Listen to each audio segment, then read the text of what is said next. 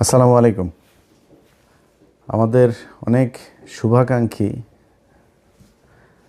তাদের অনেকের ফোন পেয়েছি কালকে থেকে এখন পর্যন্ত। অনেকে টেক্সট করেছেন, অনেকের ফোন ধরেছি, অনেকের ফোন ধরি নাই।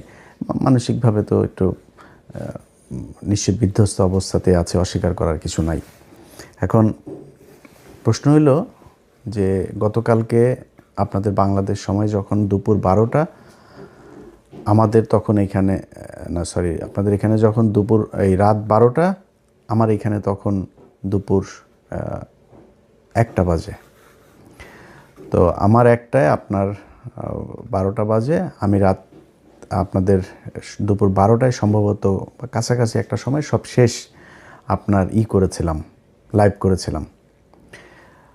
তারপরে ঘুমাতে গিয়েছি, পরিস্থিতি দেখলাম, বুঝা টুঝা যেটুকু বুঝলাম বুঝা তারপরে ঘুমাইতে গেলাম। ঘুম থেকে উঠা কিছুক্ষণ আগে লম্বা একটা ঘুম দিয়েছিলাম, উঠা নাস্তা টাস্তা করলাম। উঠা তারপরে চিন্তা করলাম যে আমাদের অনেক শুভাকাঙ্ক্ষী আছেন, তারা অনেক হতাশায় আছেন, তাদের জন্য কিছু কথা বলা দরকার।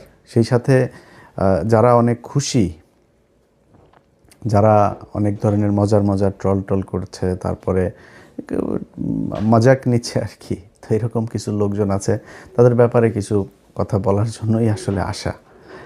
ধরেন আজকে একটা নির্বাচন হয়েছে, এটা কিন্তু 1973 সালে নির্বাচন না, বাংলাদেশের মানুষের চোখের সামনে একটা নির্বাচন হয়েছে। আপনারে মনে করার কোনো কারণ নাই যে আমরা এই দেশে ভেসে এসেছি, আমাদেরকে এই দেশের মানুষ চিনে না, আমরা এই দেশের মানুষ, আমরা কি বলতে চাই, কি বলেছে, কি বুঝাইতে চেয়েছে সেটা মানুষ বুঝে না, এটা মনে করার কোনো কারণ নেই। চোখের সামনে যা হওয়ার হয়েছে, যেটা হয়েছে, আজকে যেটা বলছি কালকে সেটাই বলবো, আগেও সেটাই বলেছি, ওই জায়গাতেই থাকবো। আপনার মনে করে লাভ নাই যে কালকে তারেক রহমানরে যারা গালাগালি দিয়েছে, লন্ডনে আছে, চেনে না, এখানে বসে আপনার এই বিরিয়ানির দোকান থেকে টাকা খায়া তারপরে তারা এখন যায় এই ফেসবুকে পোস্ট মারে, নানান ধরনের মজা টজা করে। আরে বেটা, জামাত ইসলাম ফেল করেছে না পাশ করেছে, এটা দিয়ে আমার কোনো লাভও হবে না, আমার ব্যক্তিগত কোনো লসও হবে না। এই দেশের ক্ষতি হয়েছে। চোর, বাটপার, দুর্নীতিবাজ এরা যদি দেশ চালায়, সেই দেশ কোনো দিন ভালো চলবে না। অনেক মানুষই অনেকেই বলেন যে ভাই আপনি সরাসরি কেন বিএনপির বিরুদ্ধে হঠাৎ করে গেলেন, আপনি তো বিএনপির লোকই ছিলেন। ভাই আমি আওয়ামী লীগের সময় আপনাদেরকে একটা জিনিস বলেছি, আমার কিন্তু ভাই দুর্নীতি নিয়ে কোনো সমস্যা না। এই যে বিএনপিতে দেখেন না, আপনারা লেখা দিলাম যারা অনেক মজা টজা করছেন না, অনেক খুব ভাবসাব নিচ্ছেন, এমপি হয়েছেন। এবারটা এমপি হওয়ার উদ্দেশ্যটা কী রে তোর? তুই চুরি করার জন্য, জাস্ট চুরি করার জন্য এমপি হয়েছিস, উপর শ্রেণীর এই চোর। তোর সন্তান একটা এমপি, চোখ বন্ধ করে বলে দিবেন বিএনপি কিংবা আওয়ামী লীগের, চোখ বন্ধ করে বলে দেবেন ও যদি এমপির ছেলে হয় ও চোর।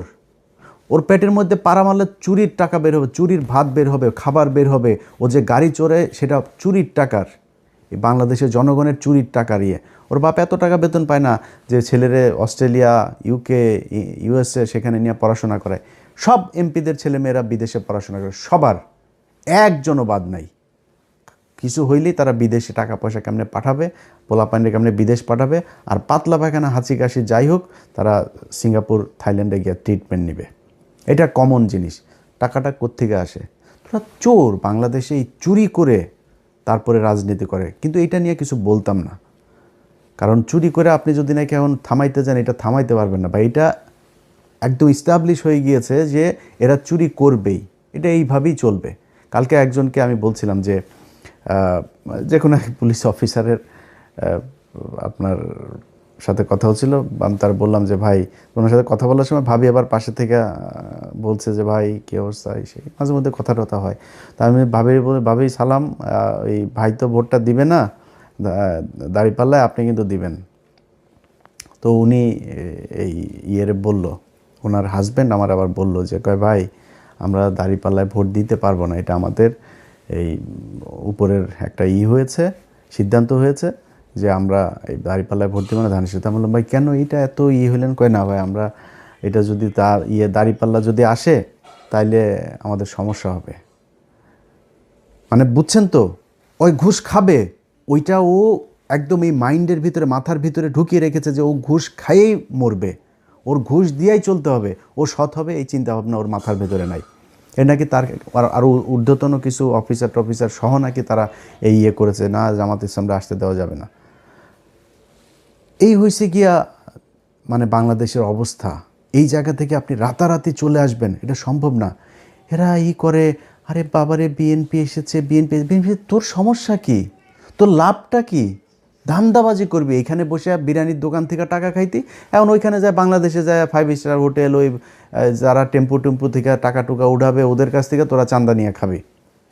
এটাই তো একটা টেলিভিশনে যায় না বসবি, এরপরে ওইখান থেকে বসে বসে তারপরে ধান্দাবাজি করবি বিভিন্ন জায়গায়। তোর এই যে এমপির কাছে যে এলাকার পোলাপান যে যায় টাকা পয়সাগুলি দেয়, এটা কিসের টাকা?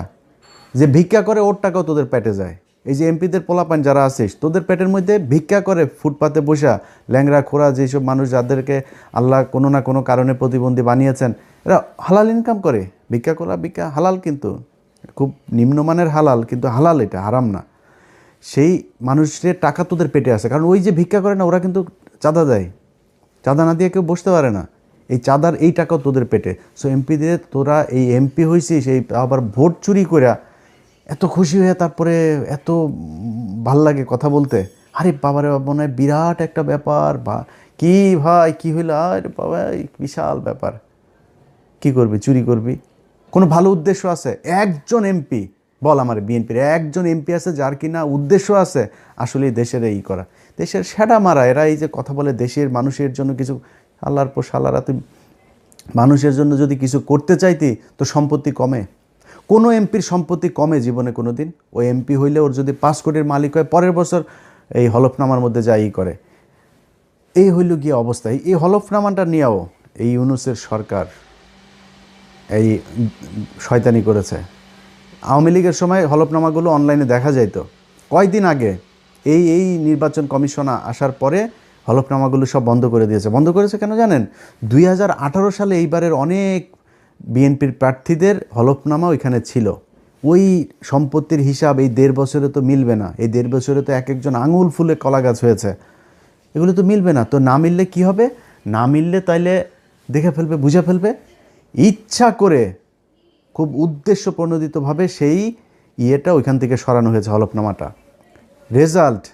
রেজাল্টটার আমি যখন কিনা 12টা পর্যন্ত আপনাদের করলাম, ঘুমাইলাম, তখন পর্যন্ত আপনাদেরকে আমি সবশেষ লাইভে বলেছিলাম যে প্রথমে চারিদিক থেকে দাঁড়িপাল্লা রেজাল্ট আসা শুরু করেছে।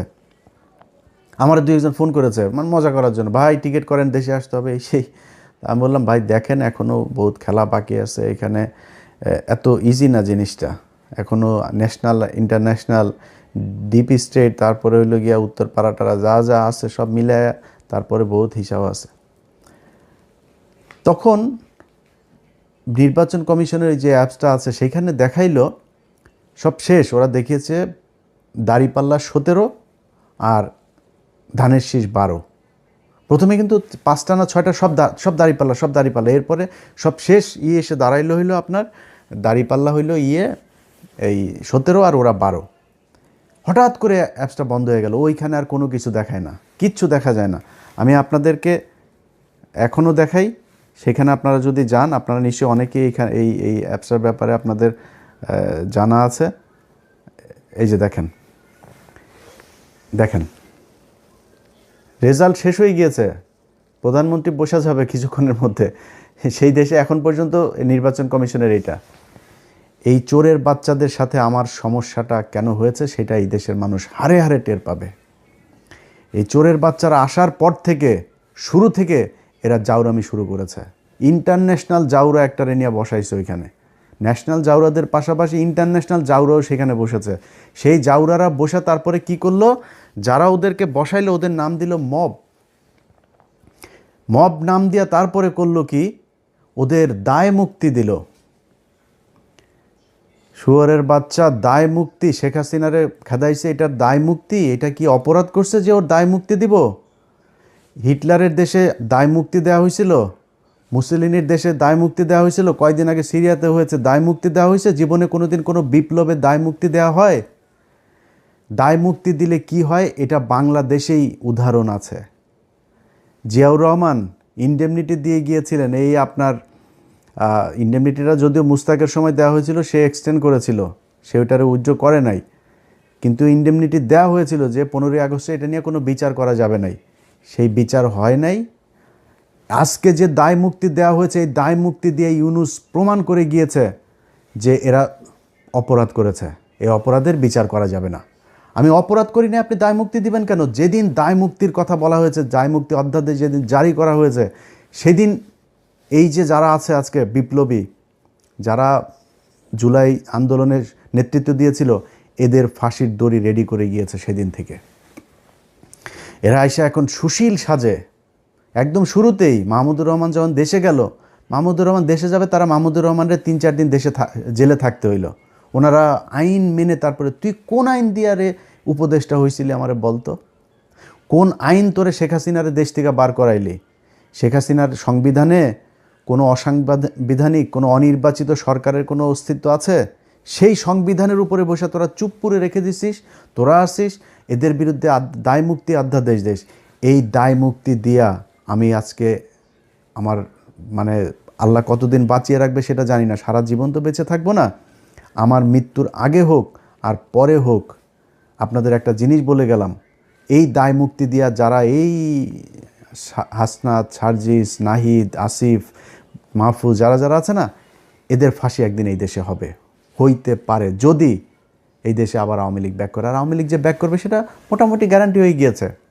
আওয়ামী লীগ আপনি রাজনীতি এই দেশে করতে দিবেন, রাজনীতি করতে দেওয়ার পরে মনে করেন 10-15 বছর পরে আওয়ামী লীগ আসলো, আপনাদের এই বিচার করবে না? বিচার তো করার জন্য আপনি সুযোগ দিয়েছেন, আপনি বলেছেন আপনি অপরাধ করেছেন, সেটার দায় মুক্তি দেওয়া হয়েছে। দায় মুক্তি অধ্যাদেশটা বাতিল করে দিল, কি করবেন? 15ই আগস্টের ঘটনায় সব কয়টার ফাঁসি দেওয়া হয়েছে না? এই একই দায় মুক্তির অধ্যাদেশ করা হয়েছিল তো, তাই না? এই ইন্ডেমনিটি দিয়েই তাদের বাঁচিয়ে রাখা হয়েছিল, দেশ থেকে বের করে দেওয়া হয়েছিল। তারপরে জিয়াউর রহমান যদি সেদিন এই বিপ্লবীদেরকে দেশে রেখে তারপরে যদি সরকার পরিচালনা করতো, সেই বিপ্লবী সরকার দিয়ে যদি পরিচালনা করতো, তাহলে জিয়াউর রহমানেরও মরতে হইতো না। জিয়াউর রহমান এই একই পাকনামি করে তারপরে তাদেরকে, মেজর ডালিম যিনি এখন বাইরে আছেন, যদি আধা ঘন্টা তার সাথে কথা বলেন, তাহলে 29.5 মিনিট জিয়াউর রহমানরে গালাগালি করে উনি। বিশাল ক্ষোভ তার, প্রচণ্ড ক্ষোভ, অনেক ঘৃণা আমার দেশের প্রতি।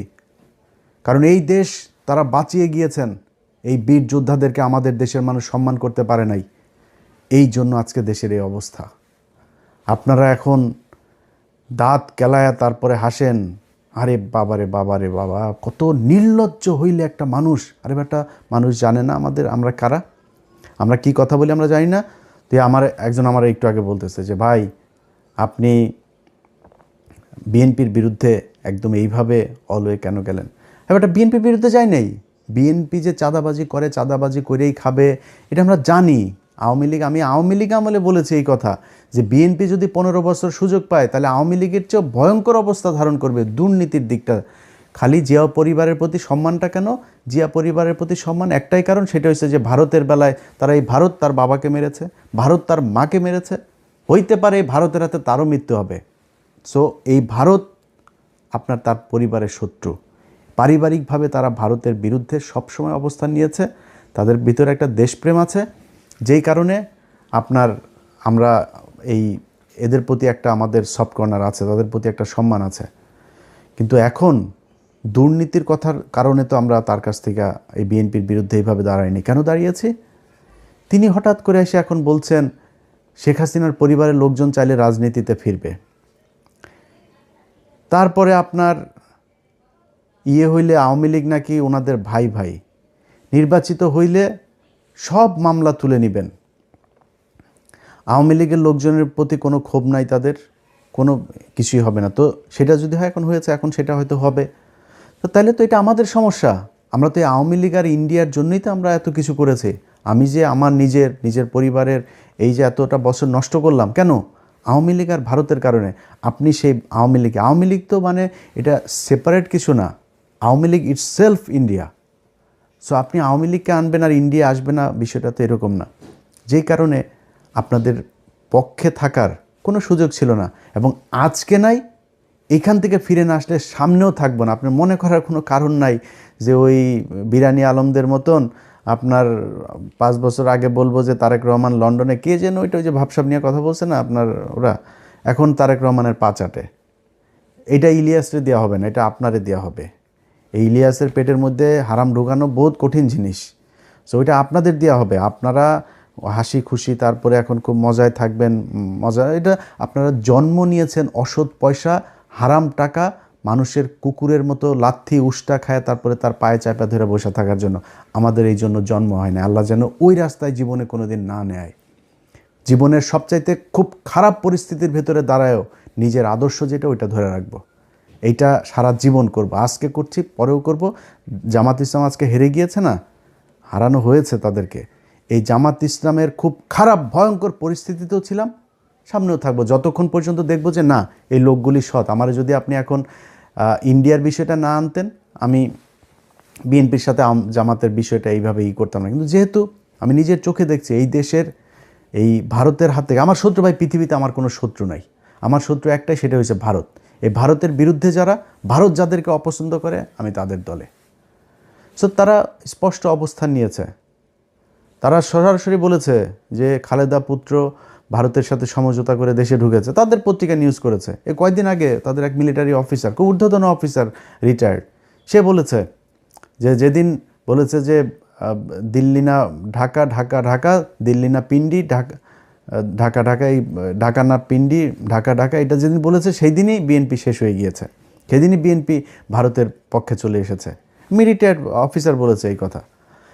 তো এর মানে হলো কি যে আপনার ভারতের সাথেও তাহলে নিশ্চয়ই কিছু একটা হয়েছে, আমরা তো সেটা এখনও জানি না সেই ঘটনা কি হইলো আসলেই কি।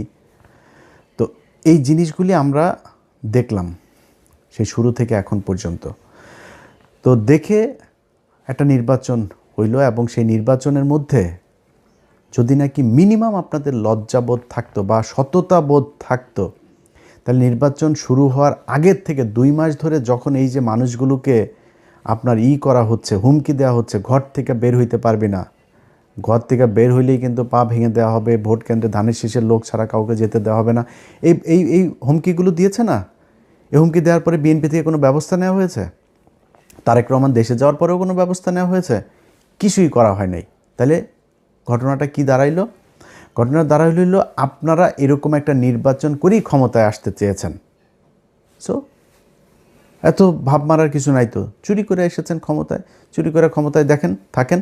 আল্লাহ যা করে ভালোর জন্য করে।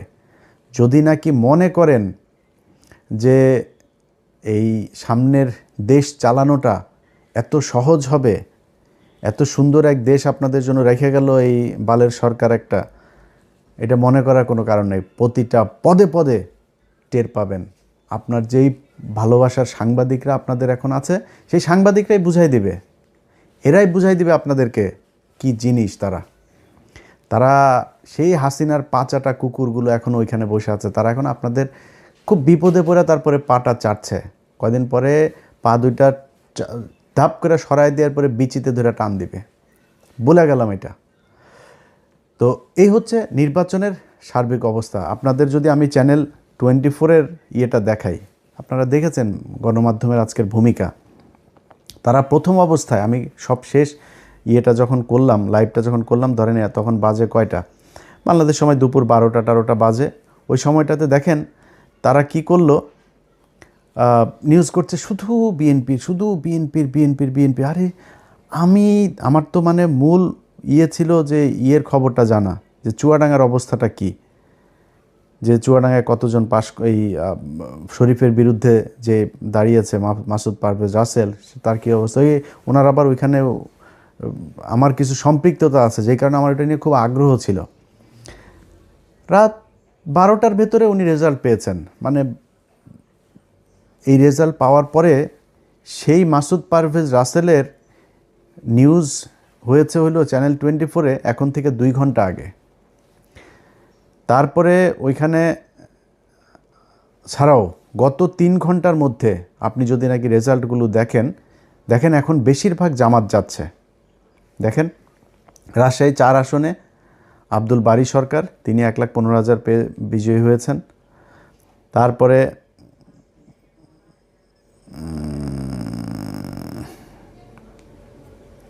তারপরে ধরেন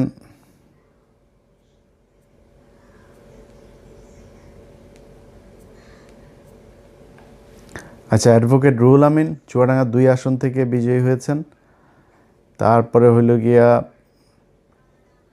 রাজশাহী 1 আসনে বিজয়ী হয়েছেন মোহাম্মদ মুজিবুর রহমান, 1,71,000 ভোট পেয়েছেন।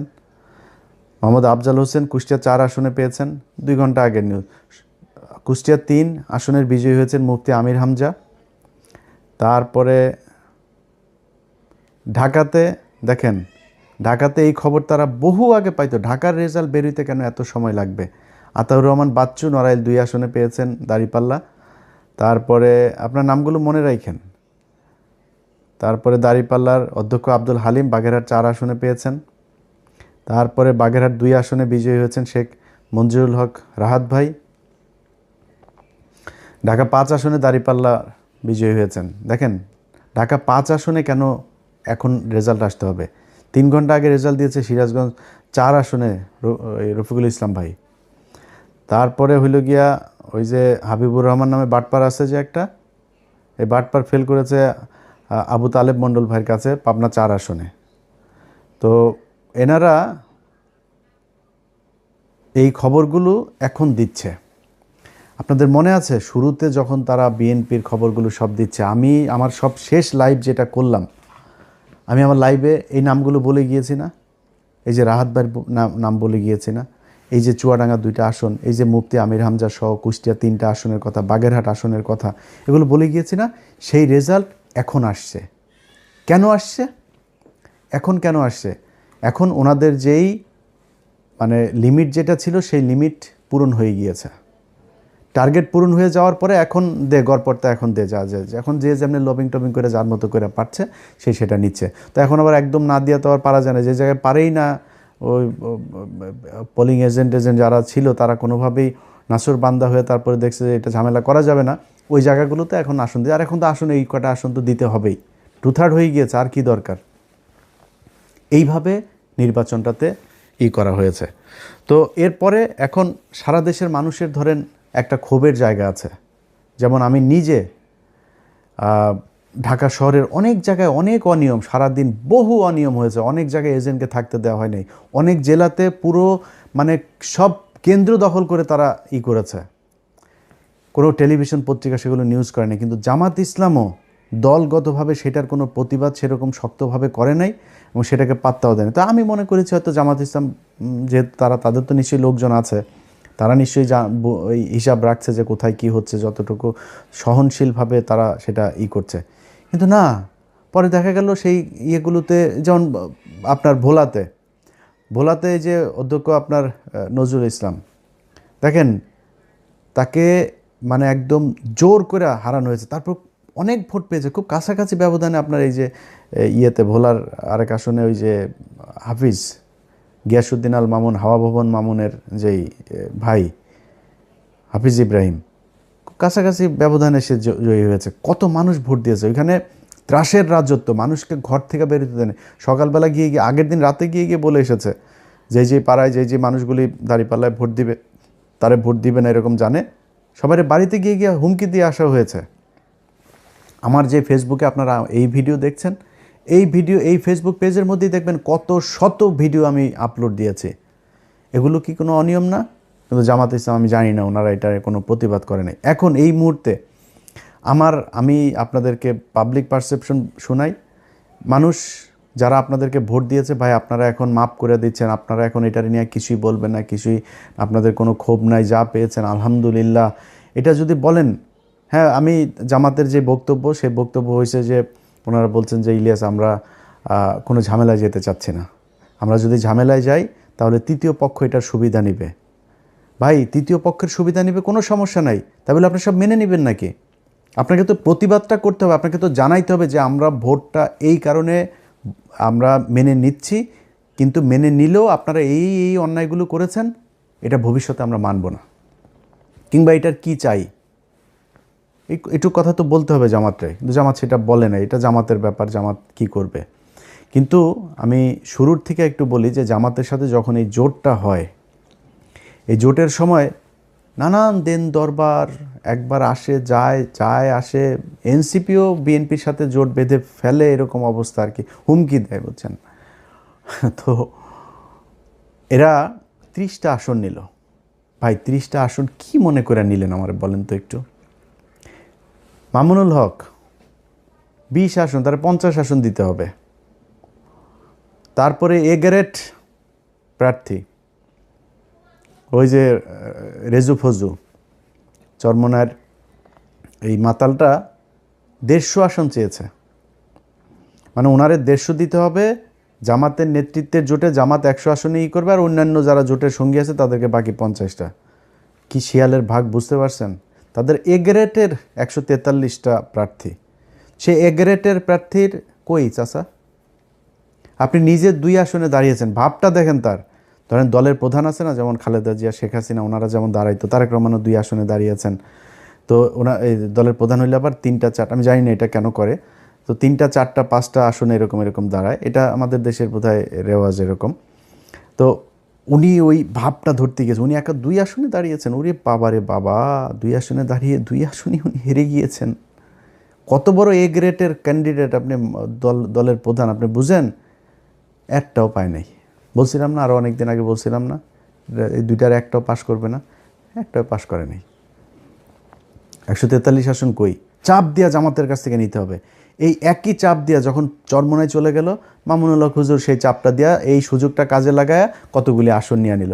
ভাই আপনার সবগুলি আসনে এই যে এনসিপির পোলাপানগুলো, তাদের একটারও টাকা পয়সা নাই, তো এদের জামাতের টাকা পয়সা দিয়া তারপরে বিভিন্ন মানুষজন তাদের সাহায্য সহযোগিতা করে তারপরে তাদের নির্বাচনের খরচটা যোগাইল। তা আপনার তো নাই, আপনি 30টা নিলেন কেন। এদের অনেকেই আছে যারা টাকার অভাবে অনেক সমস্যায় পড়তে হয়েছে। তা আমি নিজে যতটুকু পেরেছি, এরে ওরে না তারে বলে টোলে এরকম আমি নিজে থেকেও বলেছি অনেককে, তো এটা হয়েছে। তারপরে জামাত ইসলাম তো তাদের সহায়তা করেছেই। তো এইভাবে তো আপনি 30 আসন নিলেন কেন। এই যে চুয়াডাঙ্গা, চুয়াডাঙ্গা 1 আসনে, এটা আমার ইস্যু। আমি এই শরীফকে নিয়ে 15 মিনিটস করেছিলাম। বিশাল চাঁদাবাজ, ধর্ষক, একটা মেয়েকে ধর্ষণ করে, তারে ভুয়া বিয়ে করে তারপরে শারীরিক সম্পর্ক করে মেয়েটারে তারপর ছেড়ে দিছে। সেই মেয়েটা যখন তারা চাপ দিছে, তারে মাদকের আসামি বানায় জেলখানা, এখনও জেলে আছে সেই মহিলা। সেই মহিলা একজন বিএনপির কর্মী, তার ভাই বিএনপি আওয়ামী লীগের সময় অনেকবার জেল খেটেছে, অনেক নির্যাতন সহ্য করেছে, অনেক মামলা আছে তার নামে।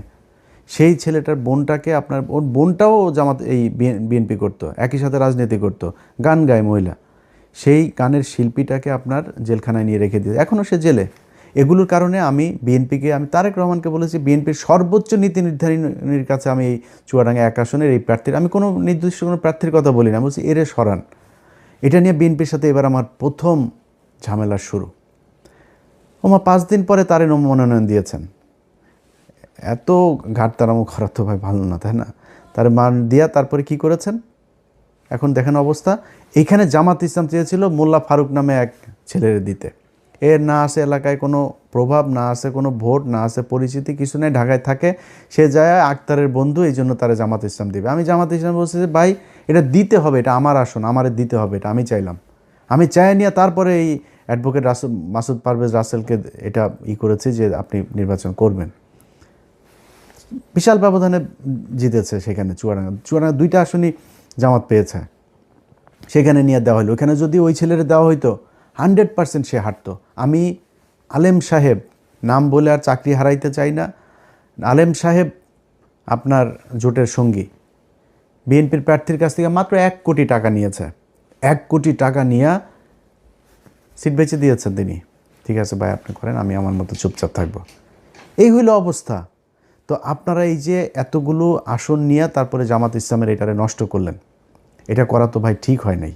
এটা করাতে আপনারও ক্ষতি হয়েছে, তাদেরও ক্ষতি হয়েছে। এই যে আজকে মামুনুল হক তিনি আপনার করছে, এই কান্নাকাটি করছেন, এখন তারে জোর করে করছেন। ভাই আপনার তো লোক নাই। আমি ঢাকা শহরের মতো জায়গায় অনেক জায়গায় শুনেছি যে মানে বেশিরভাগ সব জায়গাতেই 3জন 4জন করে তাদের লোক, এখানে এদের 1জন লোক, কোথাও লোকই নেই। তাদের বাইরে বুথ করা হয়েছে 3টা 4টা বুথ, তাদের বুথের ভেতরে পানি টানি খাবার টাবার বিরিয়ানি টিরানির অভাব নাই। আর শিবিরের ছোট্ট একটা বুথ, এইভাবে নির্বাচন করেছে। আপনার তো লোক নাই, আপনি যে দাঁড়াইলেন, আপনার কিছু টাকা পয়সা লাগবে না, আপনার লোকজন লাগবে না যারা কিনা সবগুলো কেন্দ্রে পাহারা দিবে, এটা পারেন নাই, যে কারণে সমস্যা হয়। সব জায়গায় ছড়ায়া ছিটায় না করে 2টা আসন নিতেন, 5টা আসন নিতেন, নিয়ে আপনার লোকগুলির সব এই 5 আসনে কাজে লাগাইতেন, তাহলে রেজাল্ট পাইতেন। আপনি তো করেন নাই সেটা। আপনাকে মানুষ ভোট দিয়েছে, ভোট আপনারে দেয় নাই, ভোট এই ধানের শীষের বিরুদ্ধে মানুষ ভোট দিয়েছে। এবার নৌকারে যেভাবে ঘৃণা করেছে, এবার ধানের শীষে 1.5 বছরে মানুষ ওই ঘৃণা করেছে, করে আপনাদেরকে ভোট দিয়েছে। এই দেশের মানুষের দোষ দেওয়া লাভ নাই। আপনাদের ভোট দিয়েছে, আপনারা সেই ভোট গণনা করে সেই রেজাল্টটা আপনারা ঘরে আনতে পারেন, এটা আপনাদের ব্যর্থতা। তারপরেও মন্দের ভালো হইল, এই দেশের মানুষ ভালো আর মন্দের মাঝখানে যেই দেয়াল, সেটা তারা চিনতে শিখেছে। যারা কিনা ভাবসাব মাইরা এখন মনে করেন ইনমিন কইরা তারপরে পারফিউম মেয়েরা সরকারি গাড়ি নিয়ে সংসদে যাবে, ভাই পেটটার মধ্যে, আপনার বাচ্চার পেটটার মধ্যে পাড়া দিলে ঘুষের টাকা, চুরির টাকা, পাবলিকের চুরির টাকা আমি আপনার ঘরে, তো ভাব ছুতান কেন? আপনারা চুরি করে তারপরে এমপি হইছেন, চোরের মতো থাকবেন, তো ভাব মারার কিছু নাই। তো এই চোরেরা যে চোর, সেটাও বাংলাদেশের মানুষ দেখেছে, আপনাদেরকে দেখায় রাখলাম। একটু নিজের ছোট মনে হয় না? যারা মনে করে বোধহয়, আমি আমার ইয়েতেও দেখলাম, আমার এই কি বলে ফেসবুকের লাস্ট যে পোস্ট ছিল, সেখানে আমি দেখলাম অনেকে কমেন্ট করেছে, কিরে তুই কই হারাই গেলি কেন? বেটা আমি কি চুরি করছি? আমি চোর, আমার পেটে ঘুষের টাকা, আমার পাশে পেটের মধ্যে চুরির টাকা। তোর বাচ্চাদের পেটের মধ্যে এখন সরকারি গমের টাকা যাবে, সরকারি চালের টাকা যাবে, ভিজিএফ কার্ডের টাকা যাবে, ফ্যামিলি কার্ডের টাকা যাবে তোর সন্তানদের পেটের মধ্যে, তোরা খাবি এগুলি। আমি কেন লজ্জা পাবো রে? আমার লজ্জা পাওয়ার কি আছে? আমার মানুষ ভোট দিয়েছে, তোরা চুরি করেছিস, ভিডিও আছে সব জায়গার।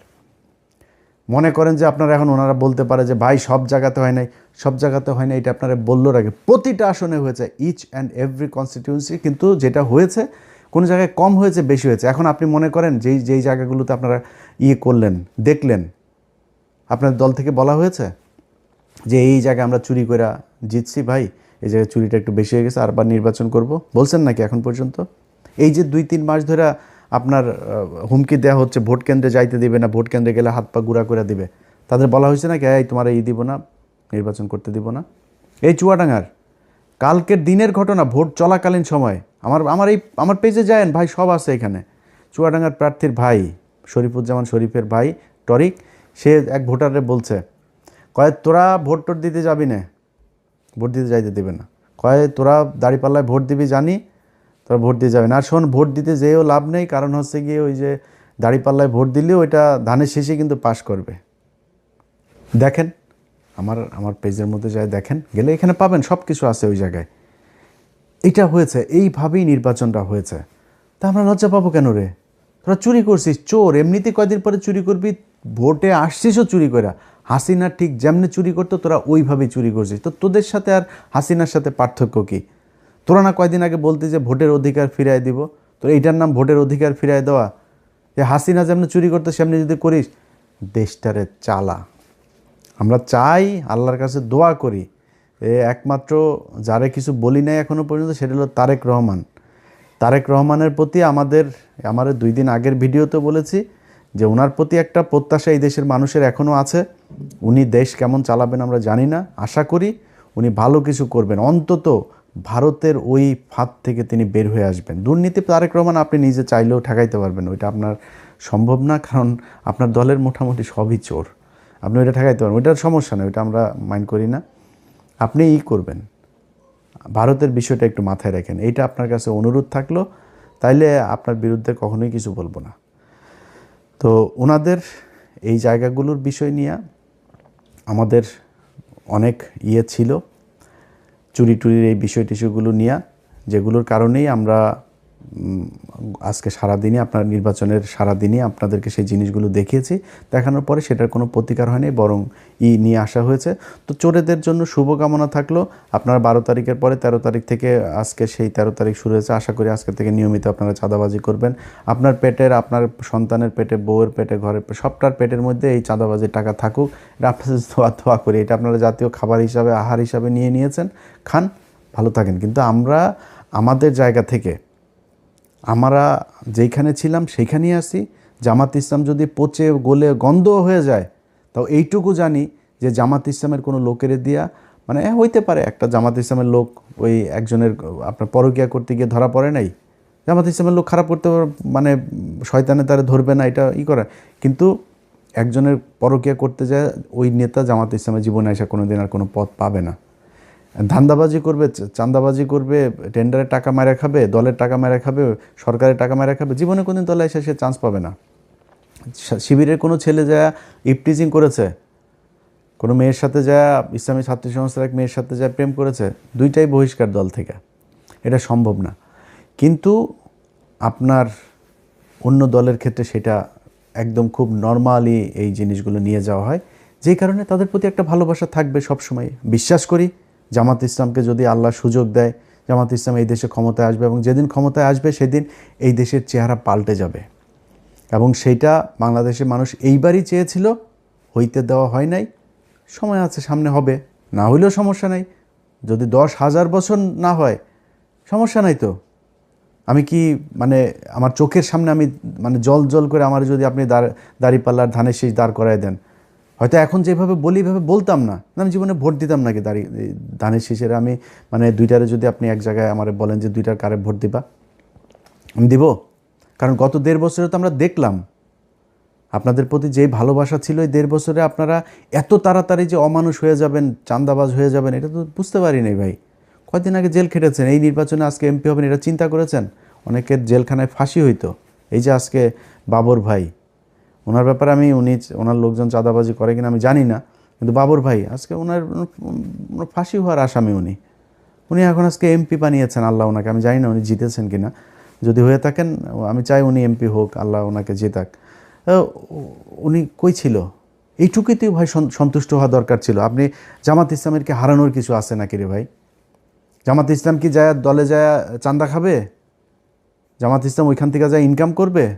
জামাত ইসলাম যেইটা করতো জামাত ইসলাম এখন ওইটাই করবে। জামাত ইসলামের হারানোর কিছু আছে? ওরা এই গত 15 বছরে যে নির্যাতন সহ্য করেছে, ওদের আবার কি? ওদের নিষিদ্ধ করে রাখা হয়েছিল, একদম নিষিদ্ধ জঙ্গি গোষ্ঠীর মতো আচরণ করা হইতো ওদের সাথে। সেই দলটা আজকে যেখানে এসেছে, এটা ওদের জন্য বিশাল ব্যাপার, এনাফ ওদের জন্য। ওরা কিছু হারায় নাই, এই দেশের মানুষ হারিয়েছে। আমার আজকে যদি জিজ্ঞেস করেন যে ভাই আপনার কেমন, আপনার কি সমস্যা, আপনার কি হইলো, আপনি কতটুকু ভাই আপনার তো হয়ে গেল, আমার কিছু লস হয়নি ভাই। আমারে আল্লাহর রহমতে আর্থিকভাবে আল্লাহ যথেষ্ট সচ্ছল রেখেছেন, আল্লাহর রহমতে ভালো আছি, আল্লাহ সুস্থ রেখেছেন, হাত পা দিয়ে কাজ করে খাইতে পারি, এটা এনাফ। কিন্তু সমস্যাটা কি হয়েছে জানেন? যেটা গতকালকের ভিডিওতে বলেছিলাম, নির্বাচনের আগের দিনে যে ভিডিও, যে কিছু কাজ ছিল যেই কাজগুলোর জন্য এই ইউনূস সরকারের সাথে আমার সব সমস্যার শুরু। সেটা হচ্ছে এই যে বিডিআরের লোকগুলোরে তাদেরকে কথা দিয়েছিলাম যে ভাই যদি জামাত ইসলাম আসে আপনাদের জন্য সর্বোচ্চ করব। এই যে আলেমগুলো আছে, এই আলেমগুলোরে বলছিলাম, তারেক রহমান আপনার কাছে একটা অনুরোধ করি, যদি কেউ পারেন, আমি তারেক রহমানের সমালোচনা করলে যারা পাঠান তাদেরকে বলবো যে একটু তারেক রহমান রে ওগুলি না দেখায় এটা ওনারে বললেন যে একটু 2 মিনিটের জন্য একটু খোঁজটা নিতে। আমি জাস্ট আপনাদের ক্লু দিয়ে দেই, দেখেন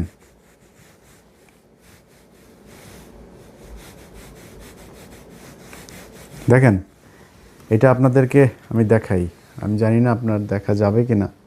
আচ্ছা, এই যে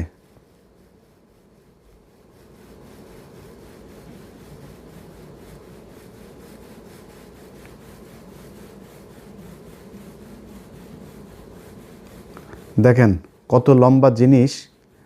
এই জিনিসটা যেটা দেখলেন না, আরও আছে, আরও অনেক আছে, আরও অনেক অনেক অনেক,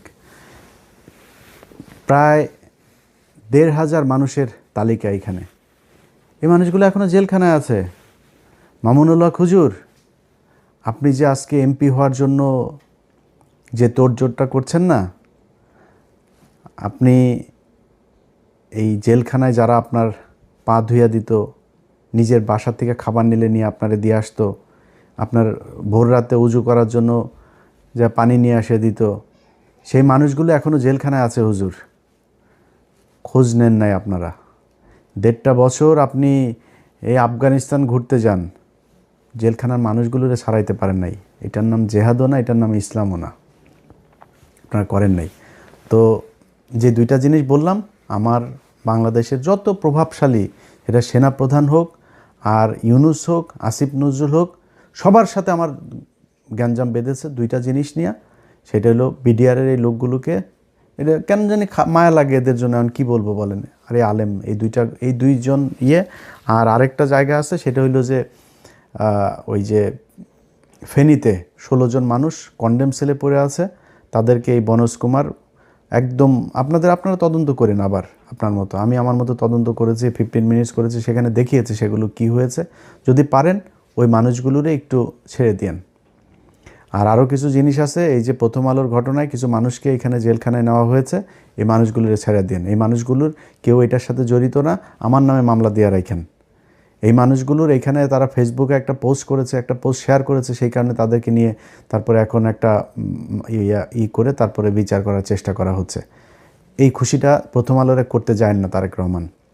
আপনার আজকে যত সাংবাদিকরা আপনার পায়ের নিচে আপনার জিভ দিয়ে তাদের আপনার পা চাটছে, এরা সবাই আপনার বিরুদ্ধে ছিল, সবাই। এখানে এই বাংলাদেশে এমন একজন সাংবাদিক নাই যে সাংবাদিক, আমি সাংবাদিক খুব ছোট একটা সাংবাদিকের আপনার জন্য এই গত 6 বছরে যতটুকু আমি নিজের ক্ষতি করেছি এটুকু কেউ করে নাই।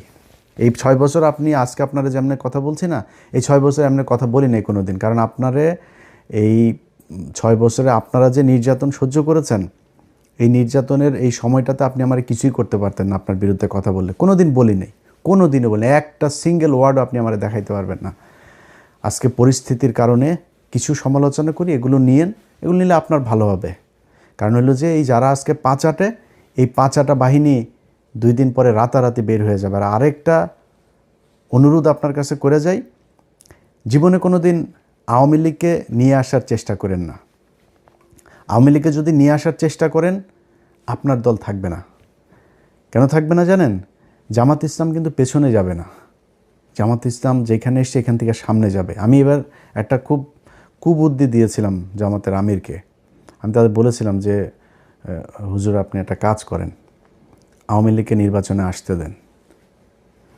আওয়ামী লীগের নির্বাচনে আসলে আওয়ামী লীগ জামাতের ভোট কাটতো না, আওয়ামী লীগ আপনাদের ভোট কাটতো। যে হিন্দুদের ভোট পেয়েছেন, হিন্দুদের ভোট তো রিজার্ভ ভোট, এটা আওয়ামী লীগের জন্য, এটা আপনারা পাইতেন না।